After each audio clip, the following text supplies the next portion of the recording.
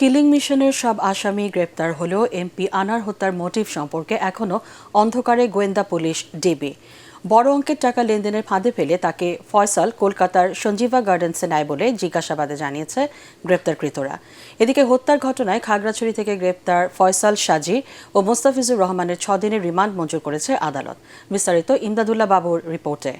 ভীষণ নিয়ে এলো ফুলঝুরি মেগা অফার সিজন 6। এই অফারে ফ্রিজ কিনলেই পাচ্ছেন নিশ্চিত 12 সেটের আকর্ষণীয় গিফট বক্স একদম ফ্রি।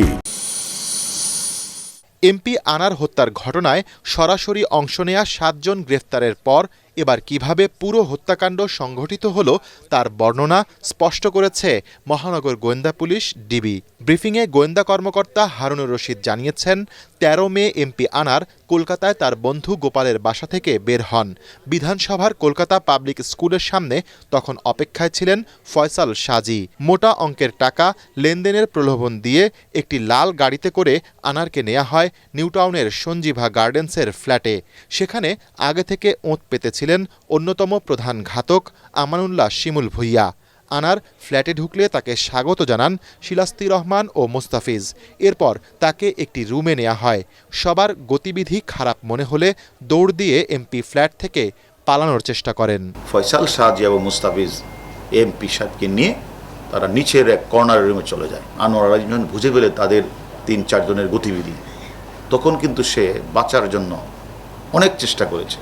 কিন্তু যখন উনি দৌড়ে বেরোতে চাচ্ছিল, তখনই যে ফয়সাল সাজি তার হাতে ছিল ক্লোফ্রম, সেটা দিয়ে তার মুখে নাকের মধ্যে সে জাপটে মেরে ধরে ফেলেন। পরে তিনি নিস্তেজ হয়ে যান। তখন তারা এই হত্যাকাণ্ডটি সংঘটিত করেছে। গোয়েন্দা এই কর্মকর্তা আরও জানান, অজ্ঞান করার পর আনারকে যে চেয়ারে বাঁধা হয় তা 17,000 রুপি দিয়ে কেনেন ফয়সাল ও মুস্তাফিজ এবং ফয়সাল সাজি বাসায় নিয়ে গেছেন। পাশাপাশি ওই যে তাকে বিবস্ত্র করবে এবং চেয়ারে বেঁধে রাখবে, সে চেয়ারটাও সে 17,000 টাকা দিয়ে কলকাতার একটা মার্কেট থেকে সে কিনে এনেছে।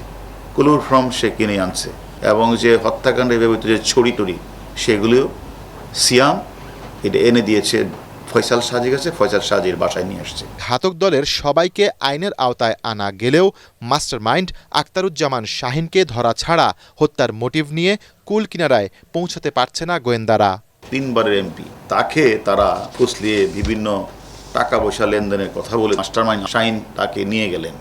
সেখানে নিয়ে যে তাদের সাথে কি কথা হয়েছে এবং কারা বেনিফিশিয়ারি, রাজনৈতিকভাবে কারা বেনিফিশিয়ারি, আর্থিকভাবে কারা বেনিফিশিয়ারি, সেইগুলি আমরা মনে করি হত্যাকাণ্ডের যে মোটিভটা অবশ্যই আছে, সুনির্দিষ্ট মোটিভটা তো এখনো আমরা সঠিকভাবে বলতে পারছি না। এদিকে খাগড়াছড়ি থেকে গ্রেফতার ফয়সাল ও মোস্তাফিজের 6 দিনের রিমান্ড মঞ্জুর করেছে আদালত। রিমান্ডে অপহরণের পর এই হত্যাকাণ্ডের গুরুত্বপূর্ণ আরও তথ্য বেরিয়ে আসবে বলে আশা করছেন গোয়েন্দারা।